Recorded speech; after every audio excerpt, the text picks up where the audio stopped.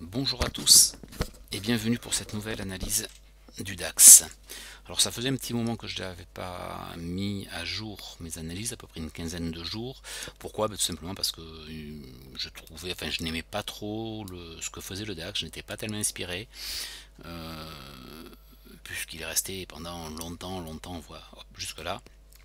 Voilà, il est resté dans des zones que l'on avait déjà définies, donc il suivait un plan déjà préétabli, donc j'estimais que j'avais pas grand chose à rajouter tant qu'il ne se décidait pas à prendre une direction franche dans un sens ou dans l'autre.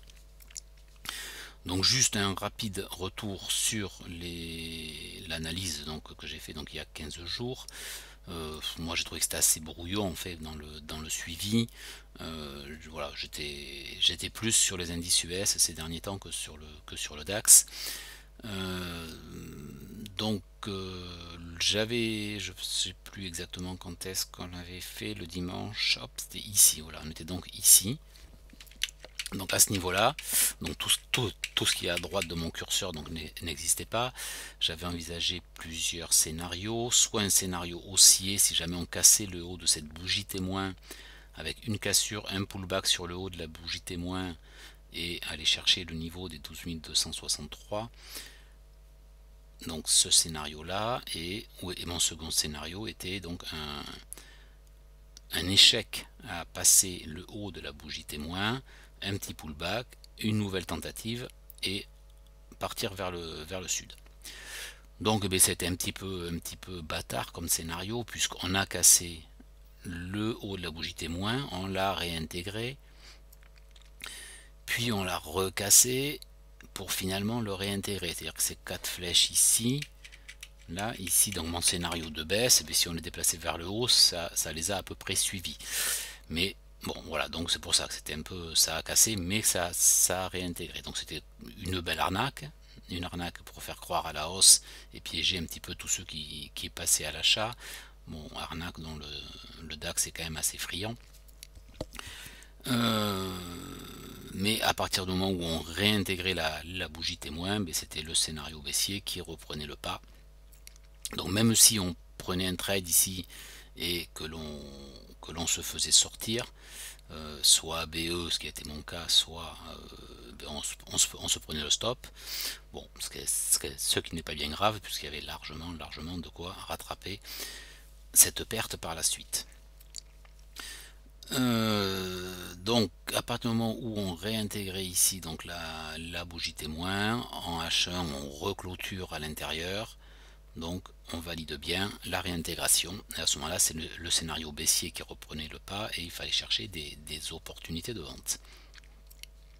Voilà, donc une fois qu'effectivement que l'on a réintégré la bougie, mon premier scénario, je ne sais plus pourquoi ma flèche l'avait fait arrêter par ici, bon je ne sais pas exactement à quoi est-ce que ça correspondait, certainement plus bas ici je pense. Donc les prix sont venus chercher ce niveau, ont un petit peu retravaillé, sont revenus retravailler l'oblique, c'est une oblique hebdo que l'on reverra tout à l'heure et que j'aime bien laisser traîner, les anciennes obliques parce que je pense qu'elles restent pertinentes assez longtemps. Et ensuite on est allé donc chercher comme anticipé, j'allais dire comme prévu, mais non parce qu'on ne prévoit pas, on anticipe éventuellement. Donc le bas de la bougie témoin, ça l'a complètement explosé, ça s'est même pas arrêté dessus, même pas ralenti. Donc c'est ce qui dénote quand même un niveau fort. Le niveau des 12 774 dont je vous parle depuis longtemps ici, qui a beaucoup travaillé, mais maintenant on voit bien qu'il ne sert plus à rien. Il a été transpercé également de manière très violente, même si les prix sont revenus ici, l'ont un petit peu travaillé ici, mais c'était pas du tout précis. Donc pour moi c'est un niveau qui devient obsolète. Donc je peux le supprimer, il ne sert plus à rien. Donc on est bien revenu chercher le haut du range ici. Vous voyez cette flèche là que j'avais arrêtée sur le niveau ici. Donc on voit en grossissant un petit peu, voilà, que la mèche, les prix se sont arrêtés là, on rebondit un petit peu et on recassait, donc il n'y avait pas matière à acheter ici, mais éventuellement on pouvait attendre un pullback pour rentrer à la vente. Et mon objectif, si on réintégrait ce range d'une heure, qui avait été tracé par ici, hein, mais que je pareil, voilà, qui me semblait toujours pertinent, mon objectif était d'aller chercher le bas du range. Bon, là les prix ont rebondi avant, donc ce qui n'a pas permis de prendre des bénéfices suffisamment tôt, mais on voit qu'on est allé le chercher après. Voilà, on est bien allé chercher l'objectif. Alors c'est intéressant de voir, je vais vous parler de l'oblique que je laissais traîner, donc les prix ont rebondi, sont allés retester cet oblique hebdo pour finalement repartir à la baisse. Donc il y avait encore de belles opportunités de vente sur ces niveaux-là. Donc, donc le dernier niveau on tenu un peu les prix, puis on lâché, et on sait que on est parti sur les mauvaises nouvelles macro, la peur de l'épidémie qui est en train de reprendre partout dans le monde, etc. Bon, font que les fondamentaux sont très mauvais, donc effectivement les marchés s'inquiètent et donc partent à la baisse. Alors, une chose intéressante à noter, je vous avais indiqué en journalier de faire attention. J'avais tiré ces lignes rouges là de niveau, je les avais faites la dernière fois. Je vous avais dit de faire attention, sinon on revenait sur ces niveaux, de faire attention aux mèches. Alors il y en a certaines toujours, il y a toujours le débat, est-ce qu'il faut tenir compte des mèches ou tenir compte des corps, des bougies. Moi j'ai toujours dit, moi je tiens compte des mèches, parce que c'est le niveau sur lequel tout le monde voit, quelle que soit l'unité de temps. Les corps des bougies, c'est variable selon ce qu'on a en journalier, en 1 heure, en 5 minutes. Le corps des bougies sera à des niveaux différents, alors que les mèches, elles, quelle que soit l'unité de temps, elles seront toujours au même niveau. Donc c'est le niveau que tout le monde voit. Donc j'avais indiqué que si on revenait sur la mèche de cette bougie là, je sais pas pourquoi c'est la petite flèche toujours comme ça. Pourtant je suis bien sur le curseur, bon je sais pas.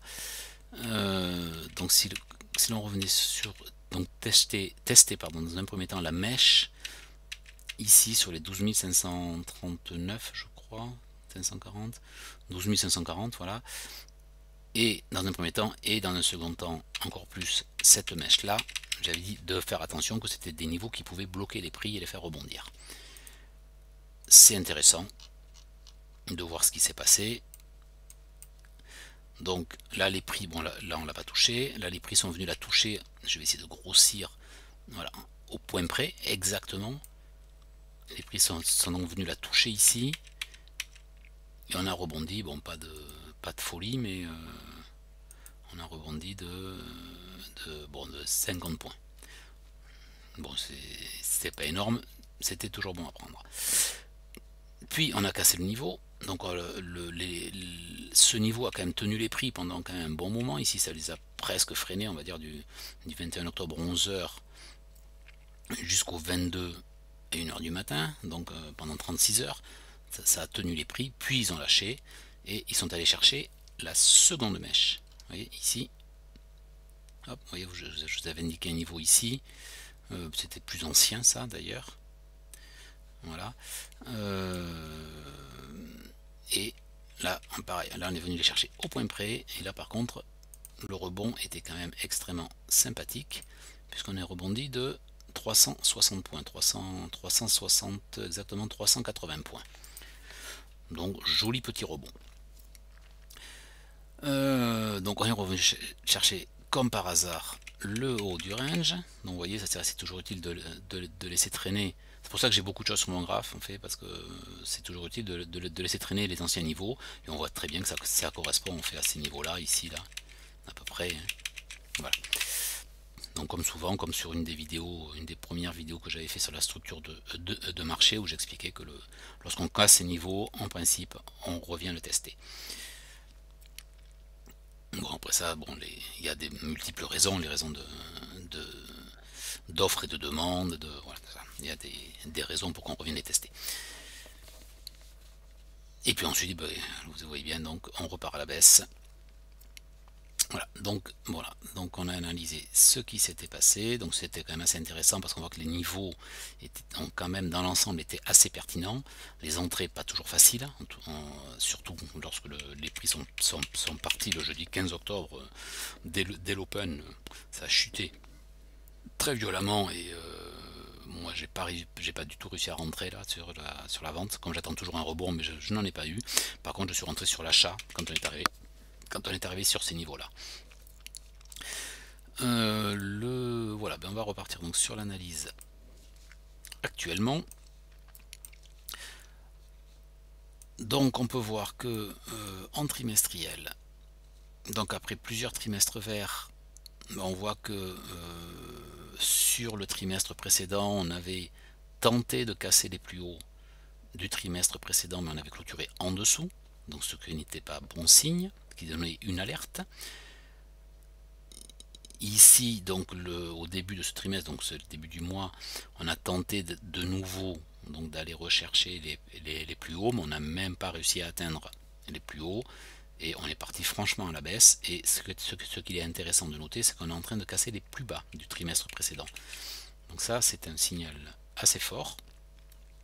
Voilà, donc grosse bougie rouge, on est en train d'avaler complètement la bougie, donc attention. Donc trimestriel, on serait donc plutôt baissier. Et ça, je crois que j'ai pas besoin de le dire. Vous m'avez pas attendu pour le voir. Donc là, on le voit encore mieux donc en mensuel. Hein. On voit bien qu'on a donc une bougie verte, une bougie d'hésitation, et pim, on repart à la baisse. Donc ça confirme donc ça confirme vraiment la baisse. Si on était parti à la hausse, la bougie d'hésitation, comme son nom l'indique, elle indique une hésitation des intervenants, donc ils ne savent pas s'ils vont partir à la hausse ou à la baisse. Et là, la bougie de ce mois-ci donc confirme bien que c'est la baisse qui a été choisie. Donc on casse le niveau là des 12 280, 12 279,9, j'aurais pu l'arrondir. Donc c'est un niveau tracé déjà depuis bien longtemps. Enfin, comme tous les niveaux mensuels et trimestriels, là sont des niveaux que j'ai tracés déjà il y a bien longtemps et qui sont toujours pertinents. Et on peut voir ici, c'est vraiment le plus bas donc du mois d'août, le plus haut du mois de mars, etc. Si on recherche, voilà ici, bon, je vais pas le faire comme à chaque fois. Hein. Donc on voit bien mais que l'on est en train de casser les niveaux. Donc on a cassé non seulement le niveau des 12 280 ici, mais on est en train de casser les plus bas du mois de juillet à 12 070, enfin les 12 000 à peu près. 12 070, alors on ne le voit pas parce que par-dessus je crois que j'ai dû mettre un trait en journalier, je crois. Et ouais, c'est une ligne en journalier qui, je crois, était une bougie témoin. Du coup, ça nous cache le niveau mensuel. Mais il y a bien un niveau mensuel ici, donc le plus bas de la bougie qui est à 12 081. Donc on est en train de le casser, donc c'est quand même fortement baissier. Et on voit bien qu'en mensuel, mais le prochain niveau, c'est celui-ci, à 11 830. Donc j'ai pas grand chose à dire, sauf que on voit très bien, on le verra en journalier quand l'échec du gap, mais on voit bien quand même que chaque fois que toutes les mèches en mensuel on va chercher les niveaux et c'est repoussé, donc c'est quand même un niveau très très puissant en haut et que on n'est pas prêt de le casser à la hausse. Donc en hebdo, quoi dire, donc on voit très bien qu'on est en train de casser donc les niveaux hebdo, hein, ici, ici, ici, ici, donc voilà, donc on remonte loin. Je remarque donc que l'on avait, ah oui, la droite hebdo dont on parlait, hop, c'était celle-ci, oui, donc les points ici que j'avais pris ici et ici pour la tracer, avant qu'il y ait tout ça, et on voit que voilà, c'est donc cette droite là qui, la semaine dernière, a repoussé les prix. Donc oui, je vois qu'ici j'avais un niveau effectivement à 11 955 qui était le plus bas de la bougie d'indécision hebdo ici. Alors il y a pas mal de traits sur le graphe, donc je vais essayer de l'agrandir. Voilà, vous voyez ce niveau là, donc j'avais tracé, qui a très bien tenu les prix ici, et on va le prolonger puisque on arrive dessus. Donc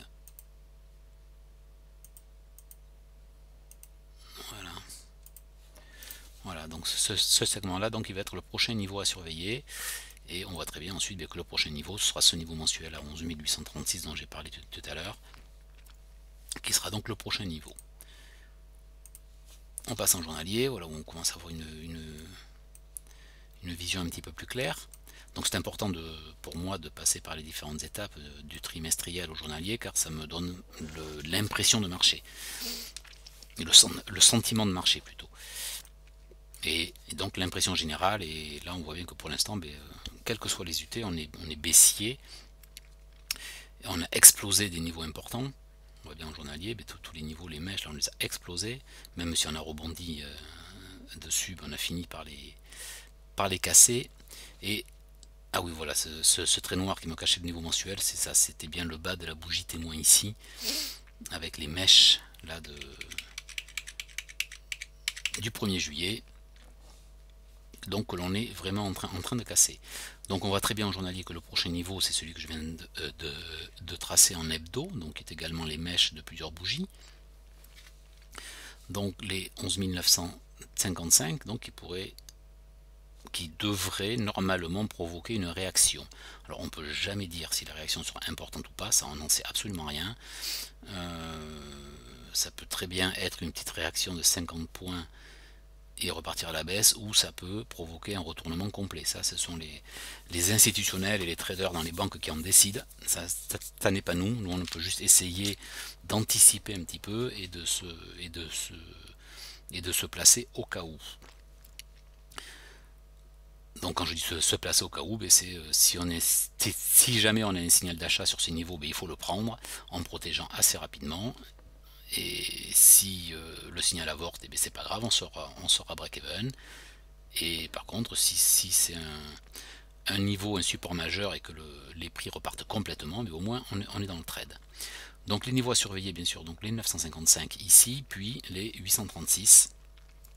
Bon, quand je dis je donne les niveaux précis là, mais bien sûr, ce sont à chaque fois des zones, même si les niveaux sont quand même relativement bien respectés. Bien sûr, les prix peuvent s'arrêter 20 points au-dessus ou 20 points en dessous. Et ensuite, nous avons les 11 752 qui sera donc le plus haut de cette bougie témoin que j'ai laissé traîner là. Je sais pas trop, je verrai comment ça se comporte parce que ça n'a pas été super respecté pour l'instant, donc je laisse le niveau, mais je vois après comment les prix se comportent lorsque l'on arrive dessus.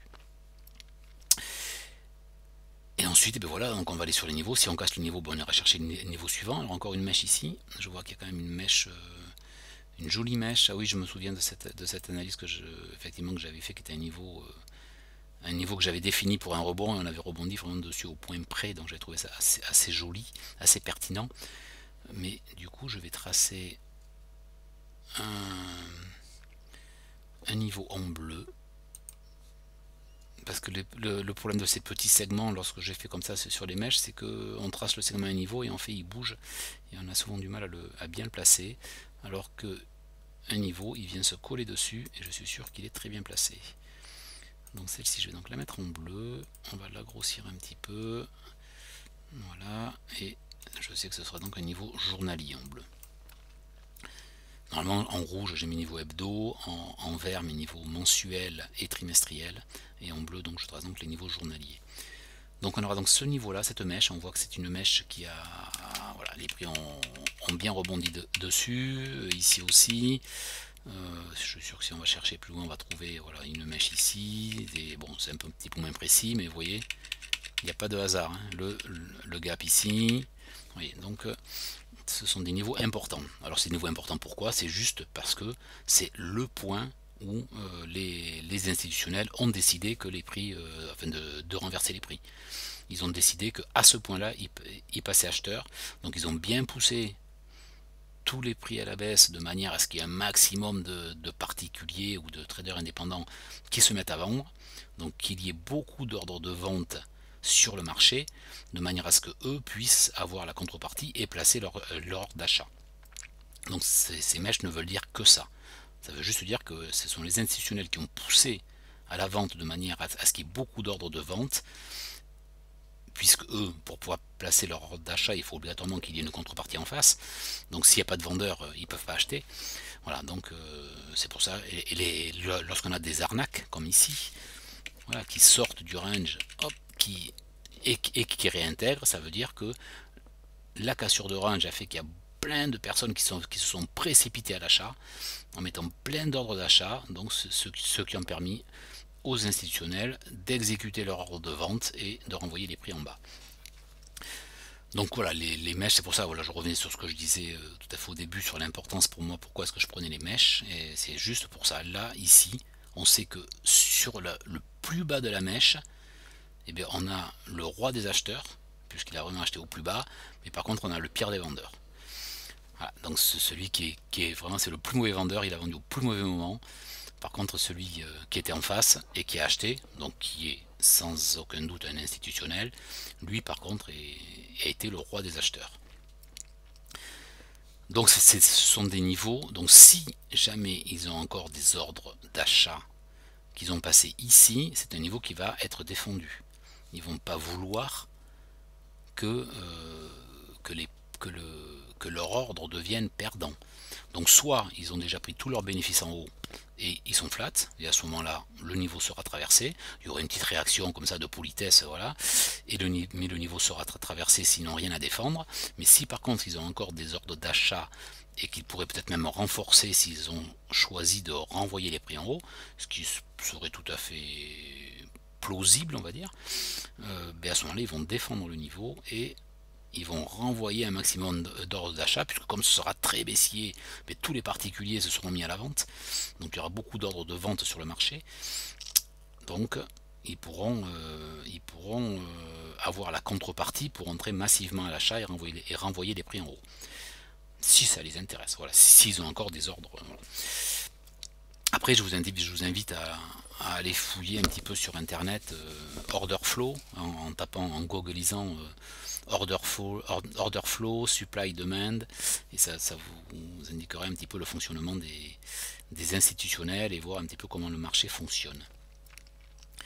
Voilà, donc en journalier, ben, on va aller chercher les niveaux, on va tranquillement voir ce qui se passe sur les niveaux, voir si on a des signaux d'entrée ou pas. Et je vais accélérer un petit peu. Donc, ben comme juste ça me saute aux yeux, alors je le dis, où on a eu effectivement une mèche basse, donc certainement des institutionnels qui ont vendu en haut et qui ont pris des bénéfices. Puis, ils ont pris de nouveau des bénéfices à ce niveau-là, ici. Et ils ont certainement renvoyé des ordres de vente sur ces niveaux pour envoyer les prix en bas. Donc ça veut dire que pour les institutionnels, il n'est pas encore temps de renverser le marché. Ils ont encore des bénéfices à prendre. Oui, ce que je disais donc juste, voilà, c'est que là on a cassé un plus bas, et dans la logique, on revient le tester, et vous correspondez, vous remarquerez quand même que même si on ne tradait qu'avec les niveaux mensuels et trimestriels tracés, et hebdo, ça suffirait pour trader. Bah, si vous voyez globalement, donc comme explique Ibrahim avec son zone to zone, c'est tout à fait ça, où les prix réagissent sur les niveaux importants. Là, bon, là c'était sur la mèche, mais on voit qu'on est revenu chercher, donc ici un niveau hebdo, et bien les prix, hop, ils ont un petit peu pullbacké, retravaillé, on l'a cassé, on est revenu le chercher, et puis on est allé chercher un autre niveau ici, je sais pas pourquoi ma souris est partie, voilà, un autre niveau ici, qui ont renvoyé les prix vers le bas, et on s'est arrêté ici donc sur un niveau mensuel, qui ont renvoyé, hop, et puis finalement on l'a cassé, et on est revenu le rechercher, le niveau mensuel au point près, pour repartir chercher un autre niveau, donc est aussi 12 000, le niveau mensuel est à 12 081, donc vous voyez que c'est quand même très bien respecté. Donc ça renvoyait les prix, on l'a cassé, et puis on va chercher le niveau suivant, et etc., etc. Donc même si on ne tradait que les niveaux hebdo, mensuels, trimestriels, vous voyez qu'il y aurait tout à fait matière à largement gagner sa vie. Bon, donc et bien maintenant, en une heure, donc on peut voir que les niveaux ont cassé. Donc selon toute logique, on devrait d'abord aller chercher ce niveau-là qui était les 955 de mémoire. Donc on le revoyait en journalier, je vous le remontre. Voilà, qui était donc le bas des mèches ici. Le niveau ici, voilà. Donc qui selon moi devrait provoquer une réaction.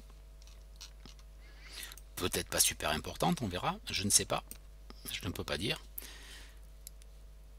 Mais les scénarios donc, que j'envisagerais seraient donc d'aller chercher ce niveau-là pour rebondir. Alors soit un petit rebond, soit un gros rebond. Moi je verrais bien rebondir ici. Alors pourquoi ici? Parce que on a cassé ce niveau ici, cette mèche ici.